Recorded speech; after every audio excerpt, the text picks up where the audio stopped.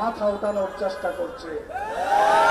পরিষ্কার বক্তব্য, শাহবাগীরা যে আন্দোলন নিয়ে আসুক তাদেরকে প্রতিরোধ করার জন্য আমরা প্রস্তুত আছি। চেতনা থাকবে, এই দেশ সাতবার চেতনার মাধ্যমে চালাতে হবে। বাংলাদেশের এই নতুন গভর্নমেন্ট যেন ফল করে, এই জন্য দেশি বিদেশি ষড়যন্ত্র চলছে।